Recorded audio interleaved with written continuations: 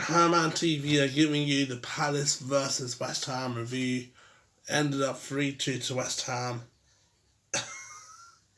Look, I have in my whole life, yeah, as a West Ham fan, I have never ever.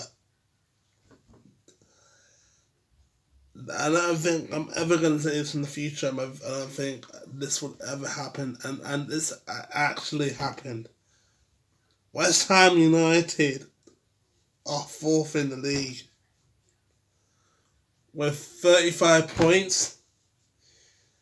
We're ahead of Liverpool and Tottenham, which they're playing on Thursday. Bruv, you just feel that, after every single letdown we had from last season, this is the point where we can say, yes, we won.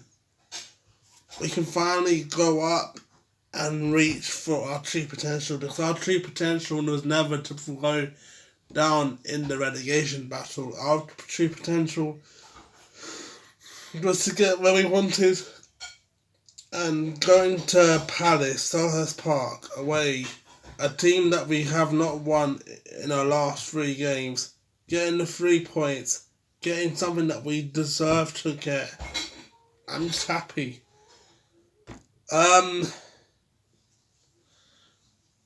The thing is, it was like, I don't know what's wrong with Palace, because the thing is, with their attacking, like, they've got a good goalie, they've got a good attacking player, Zaha and Eze, but you look at their defence, with their defence, especially their player Kiyate, he was just magically disappeared into thin air. I don't even think he knows that he his place for Palace now. I think he thinks that he plays for West Ham, because two of our goals was his mistakes by Suchek. I think the thing is with Palace is that their midfielder is the problem, because we had 16 we had 10 minutes plus 6 minutes of added time. We had 6 minutes of parking the bus, and they only scored 1 goal to fight back. There wasn't any creativeness. The only player that I saw that was creative was Zaha, Eze. Benteke didn't show up. You can understand that Mateta has some visa problem, but it is not. Is that all they can give? Yeah, fine, they brought back COYI and they brought on IU, but they didn't show enough attacking mentality. And Zaha and Batshuayi scored 2 goals. You gotta look at this. You were the predominant side. If you're Palace is 16th, if you're playing against a team that is dangerous in the attack, you should never have weakness, and that's what Palace did. We sensed that we were the predators and they were the prey. Even though Palace did have Zaha, we weren't afraid of Zaha's scoring.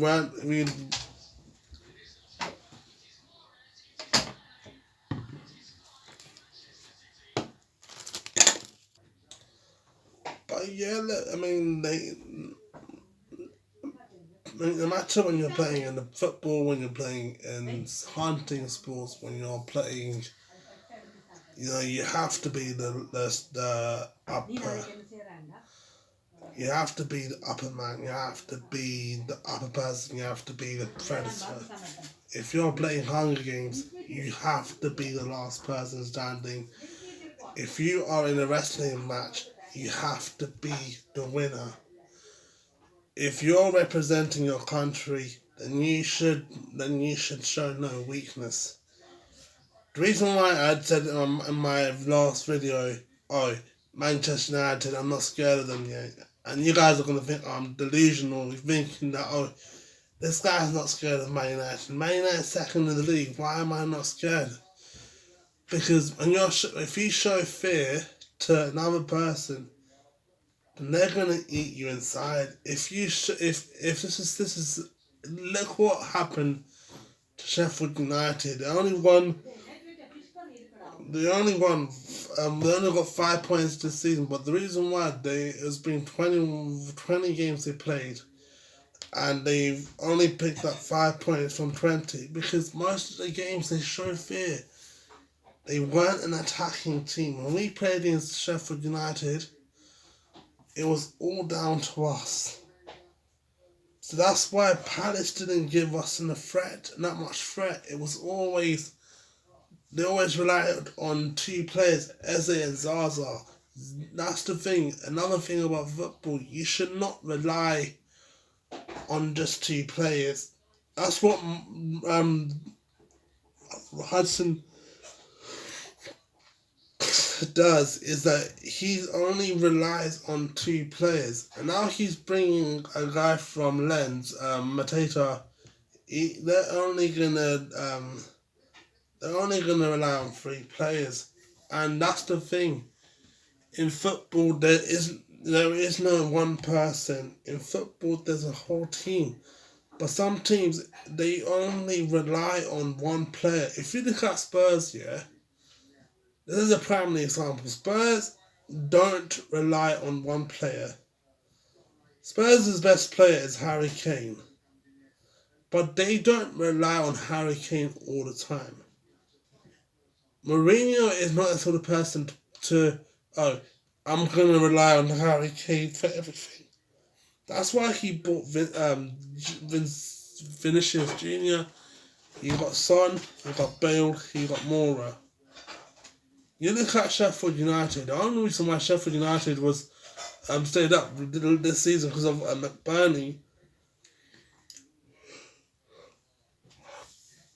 But the thing is that with our players, if you look at our team, we don't rely on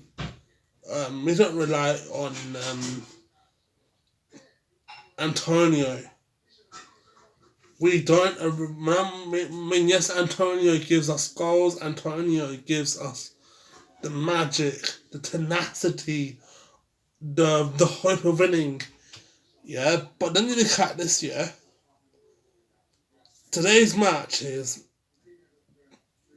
2 goals from Souček and Dawson. Souček is a CDM and Dawson is a CB. They're not attacking players. The reason why we're being successful right now is because we don't rely on one specific player. We rely on the entire team. You look at Cresswell and Kufal. Kufal and Cresswell, yes, they're defenders, but those are the fullbacks. But they say Moise.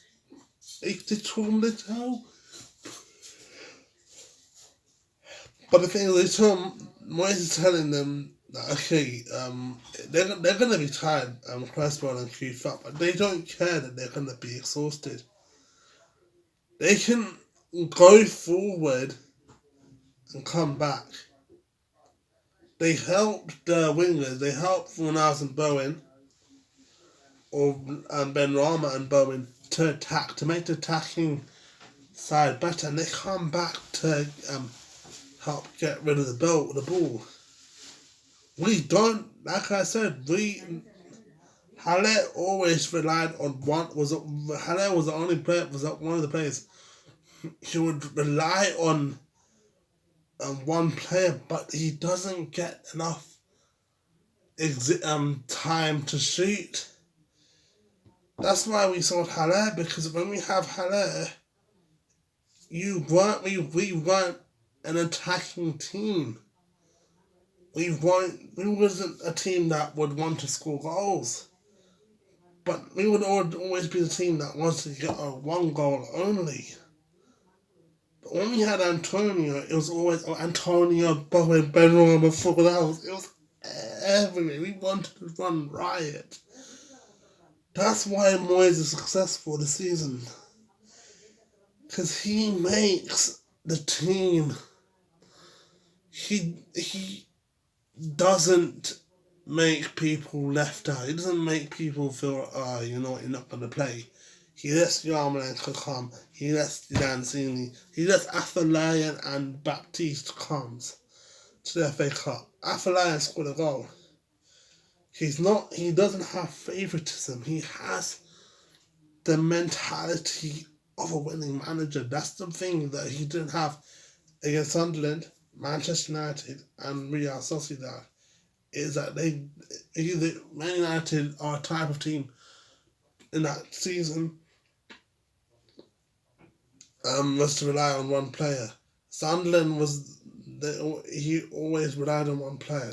When he was manager of Sunderland, Sociedad he relied on Januzaj, and that's the thing. I think when you're having Moyes, who has a vast variety experience of a manager, who's been a former footballer, he knows what's it like to come and play football as a professional player. And I think what Moyes is bringing to the club is something that no one expected. Look at where we were last season. Last season, we were 17th in the league. We were fighting for relegation battle last season. That was our worst season since 10-11. Yeah, and that's the thing, no one had belief that West Ham were going to survive that season. A lot of people, don't get me wrong, a lot of people saying, West Ham, they're not going to survive last season, they're going to get championship. And I think Moyes took away the negativity and shut the haters up. And I'm glad that what he's done. I'm glad that he shut the haters up. You look at our first 7 fixtures until we played against Fulham. It was all hard teams. And a lot of people are going to say, West Ham's going to get relegated. West Ham's going to get relegated. You look at the first 7 fixtures, they're not going to win any of them 7 fixtures until Fulham. But if you go back in time, we did pick up points against Tottenham, Man City, Wolves, and Leicester. So that's the thing, is there's gonna be a lot of people that are gonna say, West Ham are not gonna get relegated. Or West Ham are gonna West Ham's not gonna pick a right squad. But the thing is that those people were wrong, and we picked the right squad, and we got through the stages of becoming a successful team. I think we were a successful team this season. Another example. If you go back to a decade ago would have been 11-12 season. The season when that Manchester City won the first Premier League title. Chelsea won their first Champions League final against Bayern Munich. Wigan won the FA Cup that season. And I think Chelsea won the League Cup that season. Yeah, a decade ago, we were in the Championship. We had Big Fat Sam. And a lot of people were saying, West Ham, that year, that West Ham's not going to stay up. Because you look at teams like Portsmouth, Sunderland, and Bolton. They were Premier League teams and they didn't stay up. But we rise to the the negativity, and that's what Moyes is bringing. He's bringing the positivity. He got rid of the three of the worst players in the Premier League last season. Anderson didn't do anything. Haller was lacking goals that we should have we should have expected him to do. He didn't lack. He lacked a lot of goals this season and last season. And we Roberto, he was the worst goalie of all time in the Premier League, and we bought him for free. And he made so many mistakes, and that's the thing. We got rid of the players that we don't need. If we got rid of Haller, Anderson, and Roberto, then we wouldn't be relegated. Chance to get relegated. But I'm glad that we sold Haller and Anderson and Roberto because they weren't fitting into the squad. Liverpool next. Oh wow, Liverpool next. Now here's the thing, yeah. I don't know who Spurs got next after Liverpool. I wish I do know who Spurs got next after Liverpool. I don't know who's if Spurs got a big team or a small team.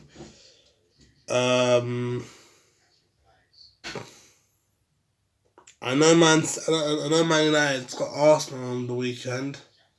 Liverpool's got West Ham.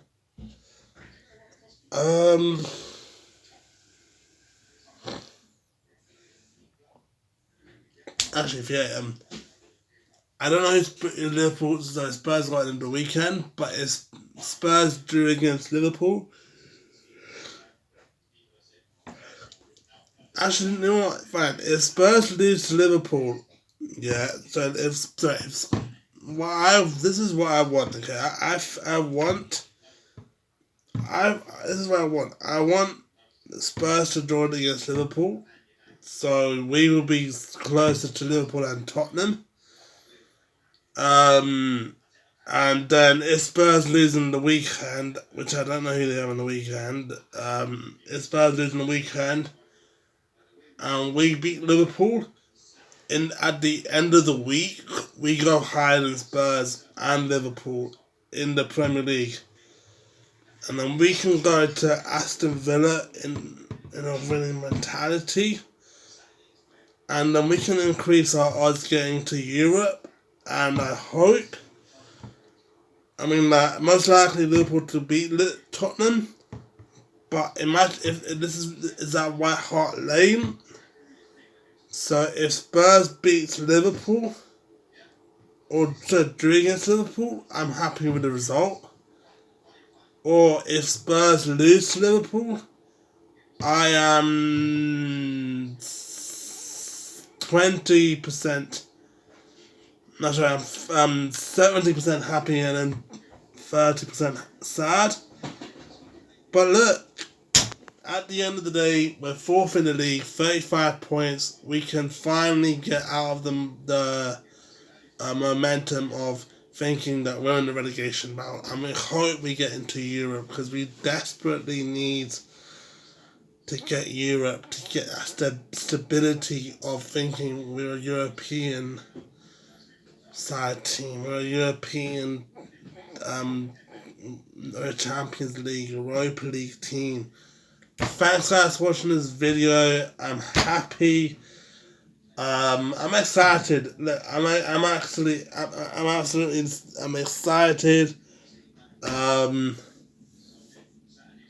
I've been since the video came out. I've been celebrating a lot because of the victory against Palace in the fourth in the league. A lot of West Ham fans are like this right now. Hit the subscribe button on the bottom left. Thumbs up. On the thumbs up on the on top of the subscribe button. If you're new, hit the subscribe button. We've got Liverpool. My plan. I'll do the Liverpool